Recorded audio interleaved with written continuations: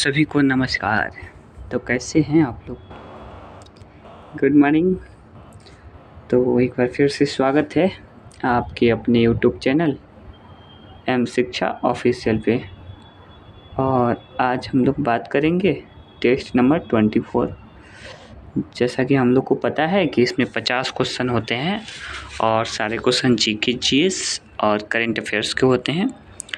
तो चलिए इस प्रकार हम लोग अपने पहले क्वेश्चन की तरफ बढ़ते हैं। पहली बार आए हुए हैं हमारे इस चैनल पे तो अपना प्यार दुलार और आशीर्वाद ज़रूर दें।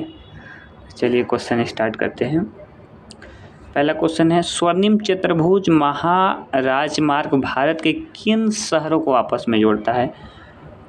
तो ये हम लोगों को पता है, दिल्ली, कोलकाता, चेन्नई, मुंबई को जोड़ता है। ऑप्शन नंबर ए में दिया गया है दिल्ली, कोलकाता, चेन्नई, मुंबई। ऑप्शन ए जो कि बिल्कुल सही हो जाएगा। क्वेश्चन नंबर 2, बरकान स्थलाकृति का संबंध है, यानी बरकान स्थलाकृति क्या है?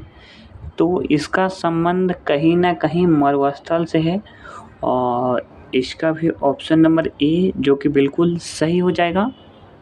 नेक्स्ट क्वेश्चन नंबर 3 की तरफ हम लोग बढ़ेंगे और 3 नंबर क्वेश्चन है, नर्मदा नदी किन दो पहाड़ियों के बीच से गुजरती है? तो जैसा कि क्वेश्चन में पूछा जा रहा है, नर्मदा नदी किन दो पहाड़ियों के बीच से गुजरती है? तो ये विंध्याचल और सतपुड़ा पर्वत के बीच से गुजरती है। Option number A. Question number 4, और ये क्वेश्चन आ गया सुमेलित करने वाला। तो चलिए हम लोग सुमेलित करने का प्रयास करते हैं और इस प्रकार हम लोग सुमेलित करेंगे। तो चलिए सबसे पहले हम लोग सुमेलित करते हैं अधिजीवी वनस्पति। तो अधिजीवी वनस्पति भूमध्य रेखीय होते हैं, भूमध्य रेखीय। दूसरा है बबुल। तो बबुल ये सहारा से संबंधित है, बबुल सहारा से संबंधित है। बायोबाब, तब बायोबाब सवाना। और देवदार भूमध्य सागरीय है, देवदार भूमध्य सागरीय है। और इस प्रकार यदि हम लोग ऑप्शन देखेंगे तो 1 का 2, बी का 3, सी का 4, option number A. Question number 5वां हम लोग देखेंगे और क्वेश्चन नंबर 5 हम लोगों को, ये बहुत इम्पोर्टेंट क्वेश्चन है। पवन, कौन से देश में कौन सा पवन बहता है और पवन को किस नाम से जानते हैं? कहीं ना कहीं वनडे एग्जाम में काफ़ी देखने को मिलता है। तो चलिए हम लोग देखते हैं। पहला है सांता आना कैलिफोर्निया।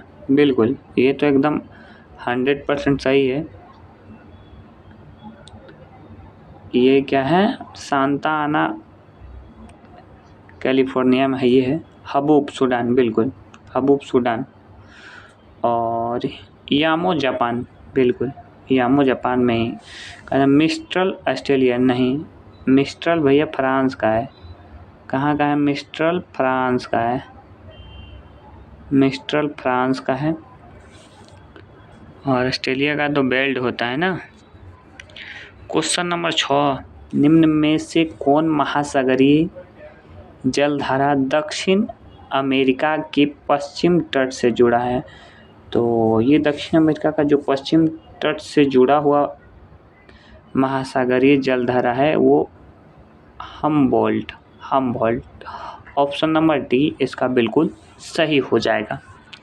और 7वां नंबर क्वेश्चन ज्योग्राफी का, यानी लास्ट क्वेश्चन होगा और ये कथन कारण से आया हुआ है।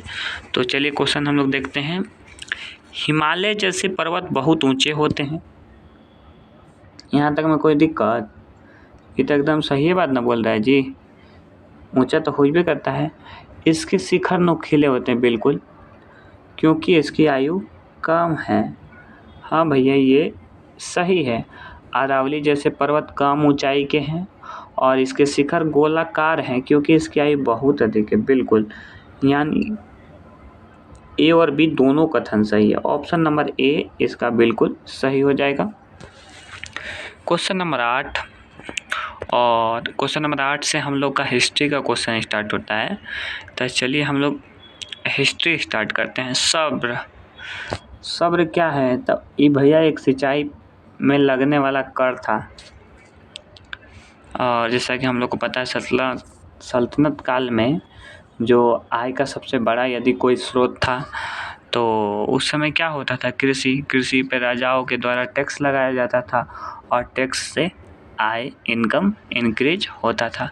तो सिंचाई पर लगने वाला एक प्रकार का कर था सब्र।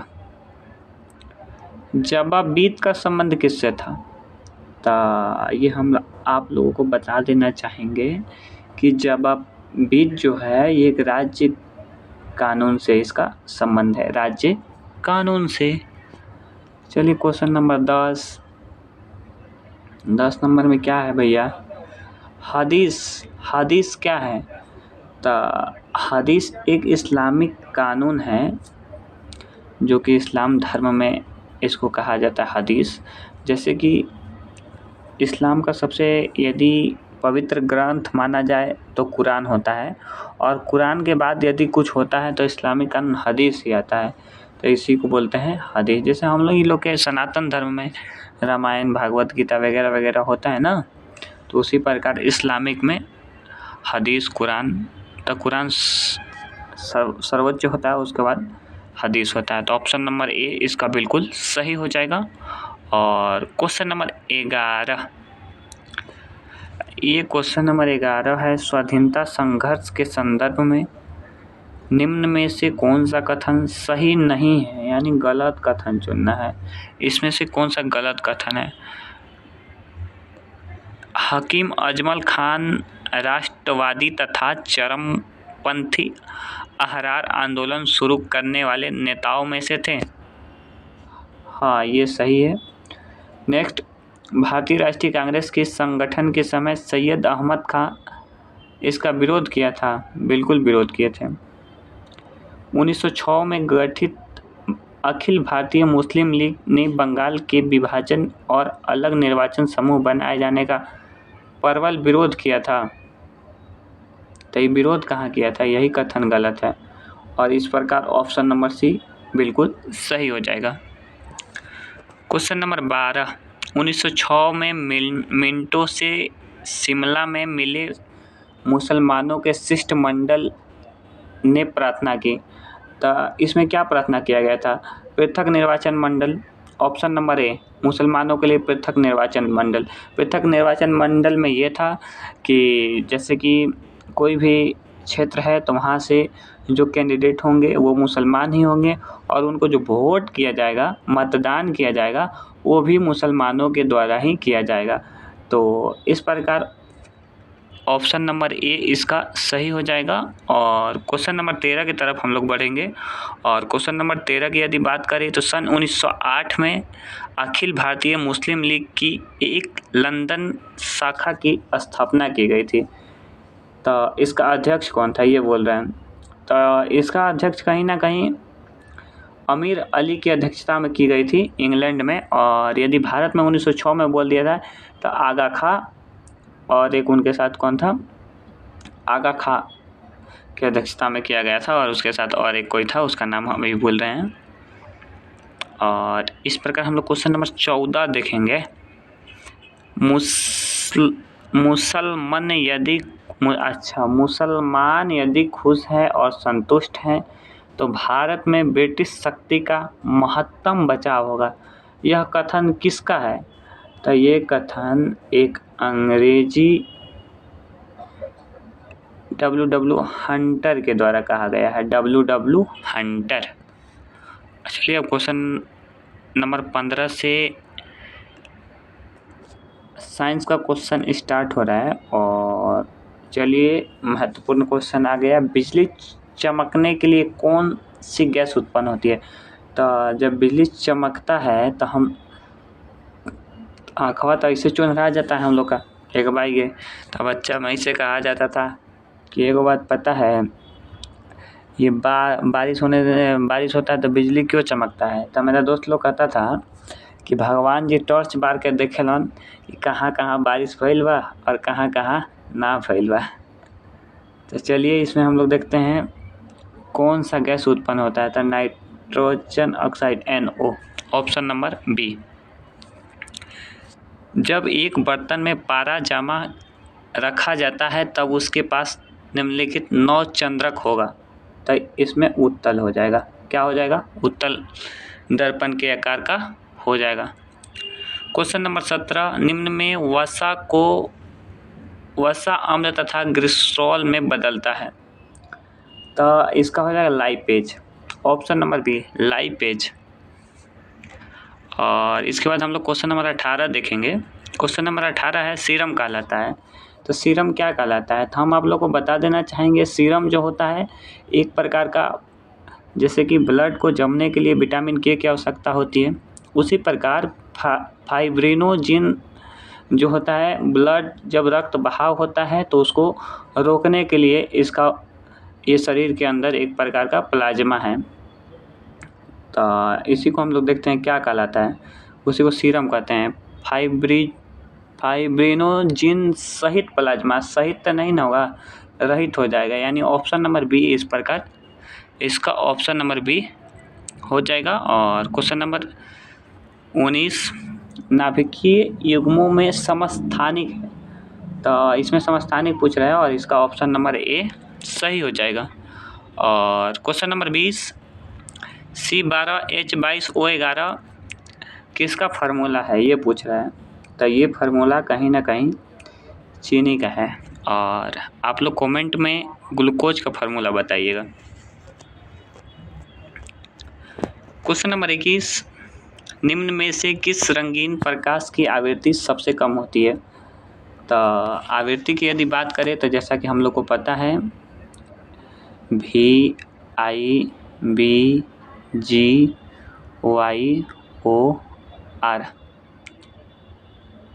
इधर से इधर आने पे आवृत्ति कम होते जाता है, नया आवृत्ति बढ़ता है, और इधर से इधर जाने पर तरंग दैर्घ्य बढ़ता है। तो आवृत्ति की बात कर रहे हैं तो सबसे ज़्यादा लाल का हो जाएगा, आवृत्ति सबसे कम होगा लाल का, और तरंग दैर्घ्य सबसे ज़्यादा यदि पूछता तो लाल का होता। कम बोल रहा है आवृत्ति, तो ये हो जाएगा लाल। एक पत्थर को गहरे तालाब में फेंका गया, पत्थर पानी में जैसे जैसे नीचे गिरता जाएगा उस पर पानी का उत्प्लावन बल, इस पे भैया कोई परिवर्तन नहीं होगा, एक समान रहेगा, ऑप्शन नंबर डी। डार्विन फिंचिज का प्रयोग किस समूह के लिए किया जाता है। तो ये पक्षियों के लिए किया गया था। और क्वेश्चन नंबर 24, आहार नाल के जिस भाग में जठर ग्रंथियां पाई जाती है उसे क्या कहते हैं। तो जठर ग्रंथियां आमाशय में पाया जाता है, option number A. Question number 25, किस पिंड पर समरूप बल लगाने में कौन सी निम्नलिखित राशि स्थिर रहती है। त्वरण स्थिर रहती है, त्वरण। क्वेश्चन नंबर 26, एक मकान की छत पर आंधी तूफान चल रहा है, ठीक है, मकान की छत पर तूफान के कारण बल होगा तो ऊपर की ओर होगा, कैसा होगा, ऊपर की ओर होगा, ऑप्शन नंबर बी। आहार श्रृंखला का निर्माण हमेशा शुरू होता है। तो आहार श्रृंखला का निर्माण जो शुरू होगा, सबसे पहले उत्पादक रहेगा, उसके बाद है ना भैया कुछ होगा, तो उत्पादक से शुरू होता है। क्वेश्चन नंबर 28, और इसमें आ गया रासायनिक परिवर्तन को निरूपित करना है। लोहे का चुंबकन, तो भौतिक परिवर्तन हो जाएगा। द्रव्य का संघनन, ये भी भौतिक परिवर्तन हो जाएगा। ईंधन का ज्वलन, हाँ ये रासायनिक परिवर्तन है। और लोहे में जंग लगना, ये भी एक रासायनिक परिवर्तन है। यानी ऑप्शन हो जाएगा 3 और 4। तो ऑप्शन नंबर सी में दिया गया है 3 और 4, जो कि सही है। अब यहाँ से क्वेश्चन नंबर 29 से हम लोग का पॉलिटी का क्वेश्चन स्टार्ट होगा। तो चलिए पॉलिटी का क्वेश्चन हम लोग देखते हैं। भारतीय संविधान के अनुसार प्रभुसत्ता किस में निहित होती है। तो राष्ट्रपति सहित संसद, ऑप्शन नंबर ए सही है। क्वेश्चन नंबर 30, राज्यसभा के राज्यों को स्थान किस प्रकार दिए गए हैं? तो उनकी जनसंख्या के आधार पे। ऑप्शन नंबर ए। भारतीय संसद का अस्थाई सदन कौन सा है? तो अस्थाई सदन राज्यसभा को कहा जाता है। और जैसा कि हम लोग को पता है कि राज्यसभा को कभी ना खत्म किया जा सकता है, ना ही इसे कभी समाप्त किया जाता है, और ना ही कभी भंग होगा। और राज्यसभा का कार्यकाल 6 वर्ष का होता है। और लोकसभा ये अस्थाई सदन है, युवा सदन है, और बुजुर्ग सदन राज्यसभा को कहा जाता है। जनता का सदन लोकसभा को कहा जाता है। और इस प्रकार दोनों में कुछ अंतर है। और लोकसभा का सदस्य बनने के लिए न्यूनतम आयु 25 ईयर, और राज्यसभा का सदस्य बनने के लिए न्यूनतम आयु 30 ईयर। भारतीय संविधान के अनुसार प्रभुसत्ता किसमें निहित होती है? ये तो क्वेश्चन रिपीट कर गए ना। ऑप्शन नंबर ए इसका हो जाएगा। भारतीय संसद में शून्यकाल शुरू होता है, तो शून्यकाल दोपहर 12 बजे शुरू होता है। प्रश्नकाल के बाद शून्यकाल स्टार्ट होता है। भारत के प्रधानमंत्री किसके प्रति जवाबदेह होते हैं? तो यदि कोई पर्सनल मंत्री पूछ दे तो भैया राष्ट्रपति के प्रति, और पूरा मंत्रिपरिषद का यदि बात करेगा तो लोकसभा के प्रति। यहाँ कहीं ना कहीं मंत्रिपरिषद से संबंधित है तो लोकसभा हो जाएगा। Option number C. Question number 35, निम्न में से कौन संसद के दोनों सदनों में संयुक्त बैठक की अध्यक्षता करेगा? तो लोकसभा के जो अध्यक्ष होंगे वही इसकी अध्यक्षता करते हैं, और इनकी अनुपस्थिति में उपाध्यक्ष करेंगे। क्वेश्चन नेक्स्ट 36, और यहाँ से इकोनॉमिक्स का क्वेश्चन स्टार्ट होता है। वास्तविक सकल घरेलू उत्पाद का संतुलन स्तर सभ्य सकल घरेलू उत्पाद से कम हो तो उस स्थिति को क्या कहते हैं? तो उस स्थिति को मंदी अंतराल कहते हैं। क्या कहते हैं? मंदी अंतराल। क्वेश्चन नंबर 37, भारत जैसे